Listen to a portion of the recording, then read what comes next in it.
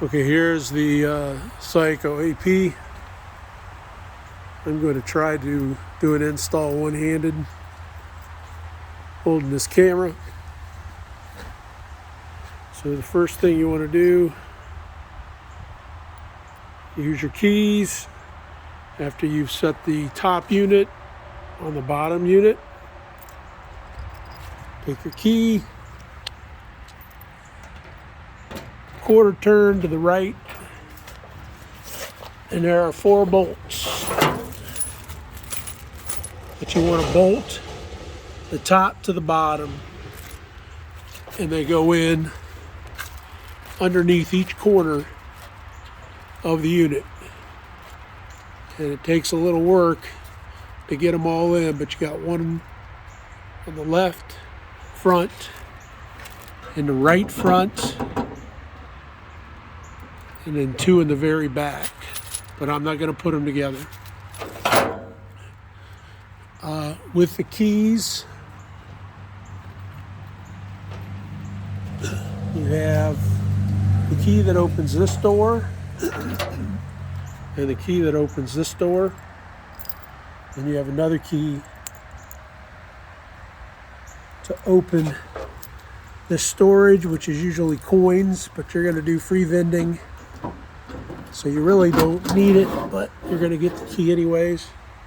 You could store things in there if needed. And then there is this little blue key, which allows you to turn the machine on while the door is open. So let me open the door, quarter turn to the right, and then basically what you would do if you wanted the machine on while the door is open is put the key in, turn it halfway. That will turn the machine on.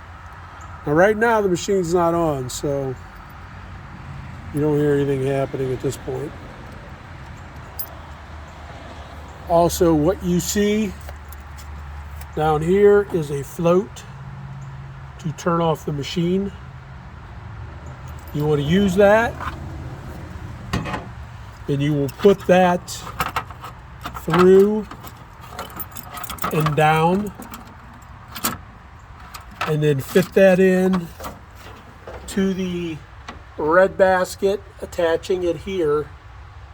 See, there's even 2 screws drilled to these 2 screws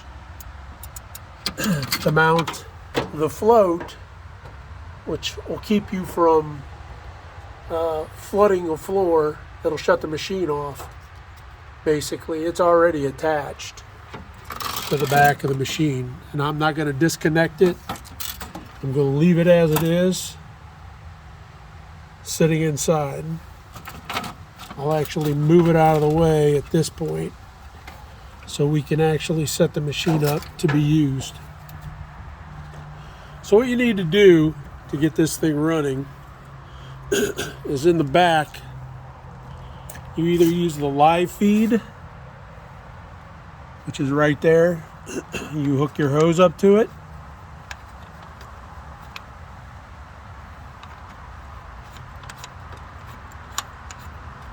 And then connect these 2 wires to it. But I can't do that here. I'm not going to do a live feed. So instead, you need to fish out the wires that are down here in the lower unit. Now, some of them can be seen already. I may not be able to grab it and pull it up through. No, I can't. So what I got to do is go underneath and fish it up that way. Now, trying to do this with a camera in hand is a little difficult, but you can see the wires, those 2 right there. There's an additional wire that must be attached, which powers up the pump that's inside here, and I'll show you a detail of what that looks like. Here's one that's been pulled out of a machine already. See the 2 wires at the right,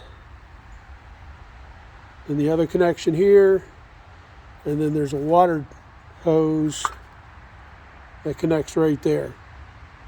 And those three electrical connections and one hose connection need to be pushed up through that hole that I showed you earlier. So I'm going to do that now. And this may take a minute or two to do because that hole can be a little difficult. So now I've pushed the two. Well, I'm still working on it. Almost got the two up through there. All right, the two are up through. Now I need to fish the one connection. Hard to do everything at the same time. Videotape and put this thing together.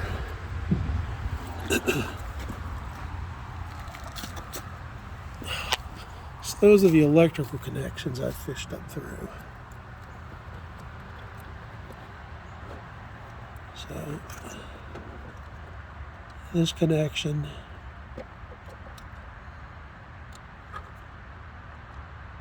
I'll have to put the camera down to do this.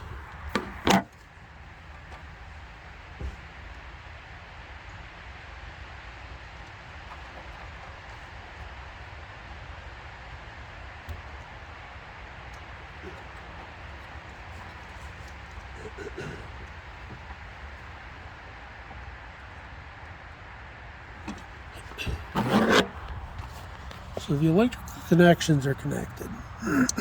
These two, and then this one.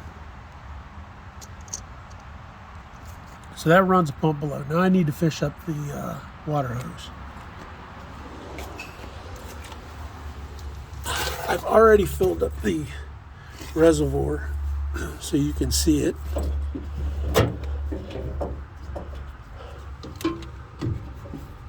There goes the hose up through there.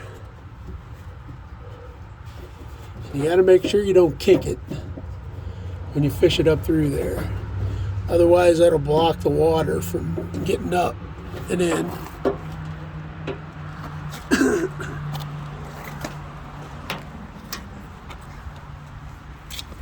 So there's the tube. Grab it.